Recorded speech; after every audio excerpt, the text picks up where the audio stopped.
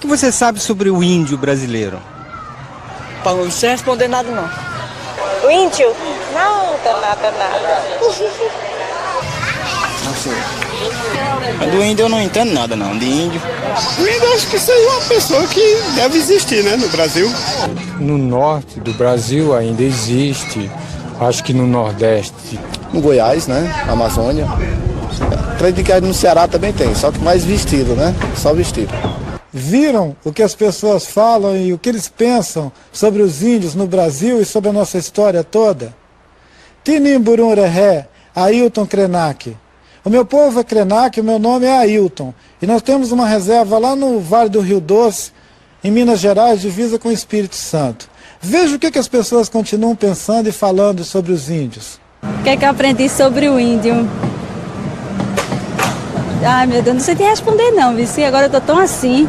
Eu aprendi sobre a cultura dele, como é que ele vive. O tradicional que ensinam nas escolas. Cultura, um pouco de cultura, entendeu? Habitantes. Do tipo de caça, pesca. As mulheres limpam as casas para quando os índios chegarem. Se ensina qual é a contribuição do índio para a nossa civilização. Comida, na comida, nos artefatos, né? Infelizmente se ensina isso. Porque quando a gente estuda história, infelizmente a gente vê o índio no geral, né? O índio como pessoa, é a cultura, modo de vida. Não tem um aprofundamento. No descobrimento do Brasil, os índios estavam lá, os europeus chegaram, escravizaram os índios e era sempre assim que a gente via todo ano. Eu aprendi como eles eram antigamente e o que aconteceu quando os portugueses chegaram e tal, a história do Brasil, assim. O índio não existe, o índio é no passado, o índio é aquele outro. Então eu refiro que a escola é um ponto de contato. Mas, pensando bem, a comunidade, o professor, os alunos, os pais dos alunos, as pessoas competentes na direção desse trabalho têm que ter uma consciência de respeitar os trabalhos que acontecem naquelas comunidades. Então eu vejo que a escola é um ponto de referência. Os Kaxinawá, que também se chamam Runiquim, são uma população de 5.500 pessoas, sendo 4.000 no Brasil e 1.500 no Peru. O meu nome é Joaquim Paulo de Lima Kaxinawá, da terra indígena Praia do Carapanã, aldeia Mucuripe.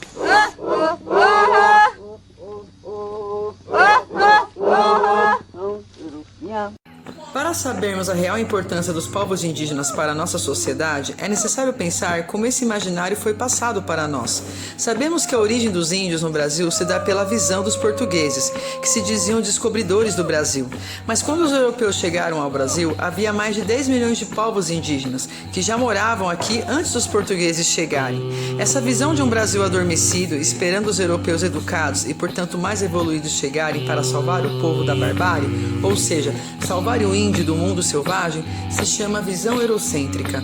Euro vem da palavra Europa e cêntrica de centro, ou seja, é a história contada através da visão do europeu, que, quando se encontrou com esses povos, contou a partir do seu próprio olhar, julgando sem conhecer os costumes da região.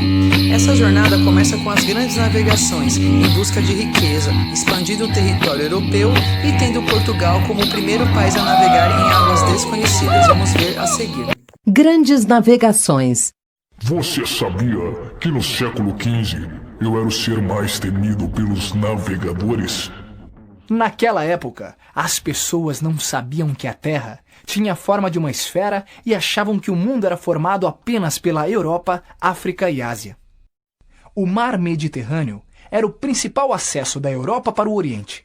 Por ele, os mercadores europeus iam para o Oriente comprar artigos de luxo e as especiarias que usavam para conservar os alimentos. Mas as cidades de Veneza e Gênova fizeram um acordo com os árabes. Eles traziam as mercadorias até o mar Mediterrâneo e os venezianos e genoveses as distribuíam pela Europa. Com o controle do comércio no Mediterrâneo, essas duas cidades italianas passaram a cobrar preços muito altos pelas mercadorias. A economia de Portugal dependia desse comércio, e por isso foi muito prejudicada pelo monopólio italiano. Em 1453, ocorreu outro problema. O Império Otomano tomou Constantinopla e fechou a passagem pelo Bósforo, proibindo o acesso à Índia e à China. Diante desta situação, os portugueses precisavam encontrar uma rota alternativa para o Oriente, que não passasse pelo Mediterrâneo.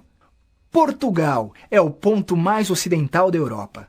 Seu litoral é banhado pelo Oceano Atlântico e situa-se bem próximo do continente africano.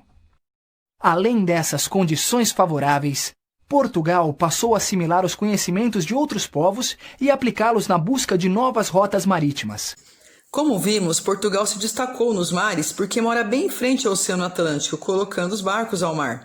A dinastia Avis reinava em Portugal. Dom João I decidiu investir na escola de Sagres, que tinha um relógio de sol no chão e era voltada para o Oceano Atlântico. Foi dirigida pelo infante Dom Henrique e impulsionou a feitura de instrumentos náuticos para se lançar ao mar. A bússola aponta para o norte. O astrolábio media a distância do ponto de partida até o alto mar. A balestilha era a régua para medir o sol. O quadrante permitia saber aonde a embarcação se encontrava em alto mar. O nau, usado por Vasco da Gama, a Índia, aproveitava melhor os ventos. E as caravelas foram usadas por portugueses em 1441. Era rápido e permitia manobras no mar. O uso de mapas ajudaram navegadores como Bartolomeu Dias e Vasco da Gama a chegarem aos mares. Pedro Álvares Cabral, que chegou ao Brasil em 22 de abril de 1500. Aprenderam também com os árabes a elaborar cartas náuticas e a utilizar as técnicas de carpintaria naval. As caravelas foram a grande invenção portuguesa. Relativamente pequenas, leves e ágeis, as caravelas eram ideais para a navegação costeira. Eram dotadas de velas triangulares, que possibilitavam navegar contra o vento e desviar de obstáculos. Em caso de ataque, mudavam o curso rapidamente e podiam entrar com facilidade em rios e estuários, manobrar em águas rasas, contornar arrecifes e bancos de areia. Esta versatilidade deu às caravelas grande vantagem sobre os pesados navios mercantes usados no Mediterrâneo. A busca dos portugueses por ouro, prata e especiarias, que são temperos como noz moscada, canela e pimenta, levaram esses navegadores a se lançarem ao mar, a fim de aumentar seu território e sua riqueza. Com toda essa tecnologia, os portugueses lançaram-se na procura de um caminho para o Oriente, contornando a costa da África. Durante quase todo o século XIV, Portugal tentou contornar o sul da África. Nessas explorações, os portugueses adquiriram uma grande experiência marítima e conquistaram vários pontos na costa ocidental da África, onde estabeleceram feitorias. Essas conquistas garantiram a Portugal a comercialização de arroz, peixe seco, sal, tecidos de algodão, ferro, cobre, malagueta, noz de cola, marfim, ouro e escravos. Em 1488, a frota de Bartolomeu Dias conseguiu dobrar o Cabo das Tormentas. Essa etapa, no caminho para o Oriente, era um grande desafio, pois os ventos fortes e as grandes tempestades que ali ocorrem faziam do local um ponto crítico. Quando o cabo foi ultrapassado, Dom João II mudou seu nome para Cabo da Boa Esperança, pois sua travessia comprovava que o Oceano Atlântico e o Índico se ligavam. Aumentavam, assim, as esperanças de os portugueses chegarem ao Oriente, contornando a África. Finalmente, no ano de 1498, Vasco da Gama conseguiu chegar às Índias, contornando o continente africano, e Portugal adquiriu o monopólio do comércio das especiarias. Depois do retorno de Vasco da Gama, uma grande expedição foi organizada. Seu comandante, Pedro Álvares Cabral, tinha a missão de negociar acordos comerciais com os mercadores orientais. Durante a viagem, para escapar das zonas de calmaria, Cabral ordena que as embarcações façam uma rota mais a sudoeste. Mas o desvio foi tão grande que a frota atravessou o Atlântico, encontrando novas terras no meio do caminho. Dias depois, a frota de Cabral retoma o caminho para as Índias. Há algum tempo, os historiadores contestam esta versão. Segundo eles, o governo português já tinha conhecimento da existência de terras a oeste. Portanto, o desvio da frota de Cabral pode ter sido planejado para que encontrasse as terras que mais tarde foram chamadas de Brasil.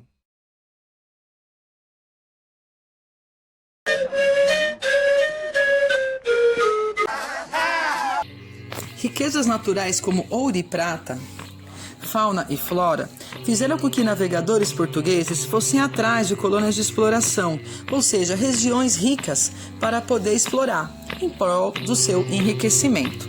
Ao chegarem ao Brasil, os portugueses acharam que estavam nas Índias e chamaram os locais que aqui viviam de índios. Os índios tinham uma cultura de oralidade, ou seja, transmitiam a sua cultura na língua deles de pai para filho, sempre falando um com o outro. Como eles foram mortos pelos portugueses, o que sabemos sobre esses índios estão nos relatos escritos pelos portugueses. Eles deixaram esses escritos em cartas anuais, escritas para o rei de Portugal. Essas cartas possuíam uma visão cristã do mundo e viam os costumes indígenas com muita estranheza. Diziam que os índios andavam com as vergonhas de fora, não conheciam escravidão, não tinham fé, nem lei e nem rei. Essa visão é muito egocêntrica, pois olha o índio com o olhar da sua religião cristã, criando preconceitos, criando uma imagem do índio como um selvagem que vive na floresta e que não sabe nada sobre a civilização. Os índios possuem sua própria forma de organização social e religião própria. Os europeus ficaram de olho nas riquezas naturais do Brasil, escravizando, matando e roubando os índios que aqui já viviam. Na época era só sim e sim, né? Hoje não, a gente tem que dizer que nós somos diferentes e temos que ser respeitados conforme a nossa maneira de viver, né? Nossa maneira de aprender também.